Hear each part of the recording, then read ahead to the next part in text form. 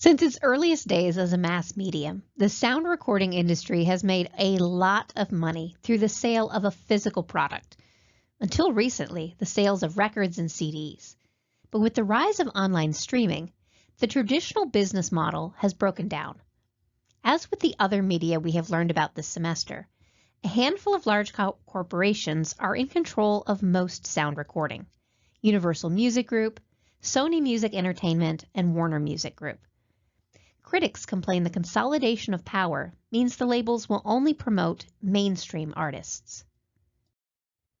While the big three record labels do control 68% of the global recording industry, there is still a hefty chunk left for independent labels, and it's grown 2% since 2017. The rise of rock and roll in the 1950s and 1960s showcased a rich variety of independent labels like Sun, Stax, Chess, and Motown, all vying for a share of new music.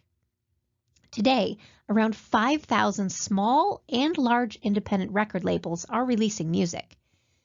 Traditionally held to a 10 to 15% market share, the advent of downloads and streaming has made indie label music more accessible to capture nearly a collective third of the industry.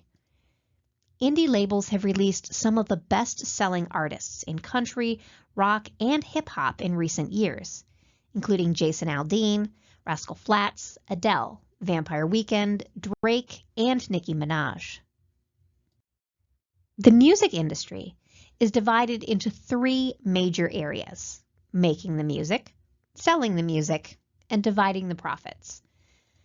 For both major labels and indies, the process of making music begins with an artist and repertoire, or A&R agent, scouting new talent. Once a performer that is new who is ready to record, the recording session involves the artist, producer, session engineer, and audio technicians. The producer handles the overall recording process, from reserving studio space and hiring session musicians to making final decisions about the recording's quality and what might need to be re-recorded or tweaked. The session engineer oversees the technical aspects of the recording session, such as choosing the recording equipment and managing the audio technicians. As recently as 2011, physical recordings accounted for nearly half of U.S. music sales.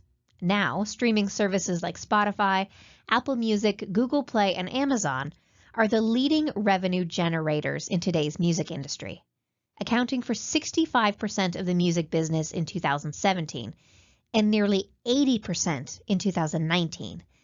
The remaining 20% is a mixture of CD and vinyl sales and digital downloads.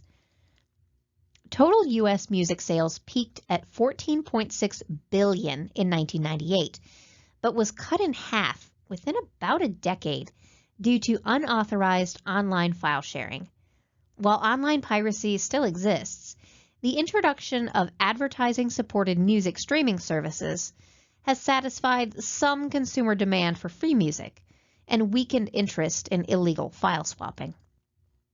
These pie graphs show the evolution of digital sound recording sales from 1988 to 2017, representing a major change in just 2 decades.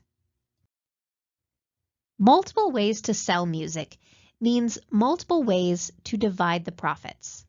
Music royalties are payments to recording artists, songwriters, composers, publishers, and other copyright holders when their creations are sold, distributed, embedded in other media, or monetized in any other way.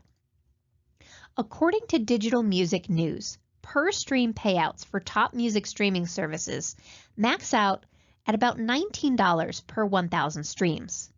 That means, to make the equivalent of working a $7.25 per hour minimum wage job for 40 hours a week, a little more than $1,200 a month, an artist would need to have close to 65,000 total plays.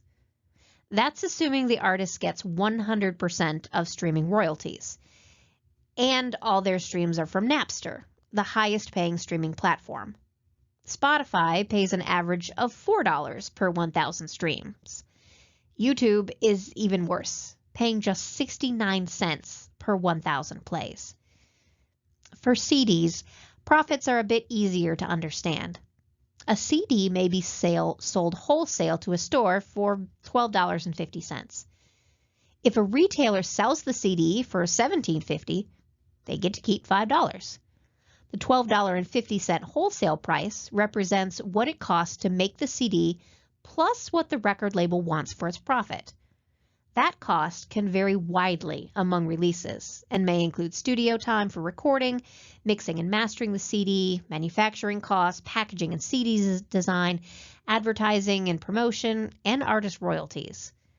According to the blog Song Trust, the royalty rate per CD or vinyl sold is 9.1 cents.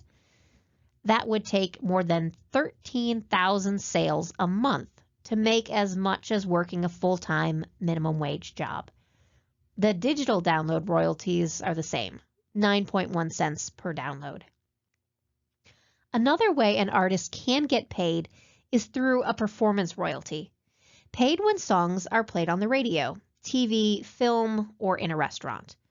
The radio station I work for, WKNC, pays around a combined $2,000 each year to 3 performance rights organizations, ASCAP, BMI, and CSAC.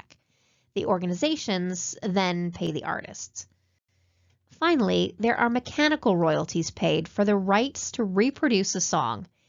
If you own the rights to a song and someone else wants to record it, you're going to get paid.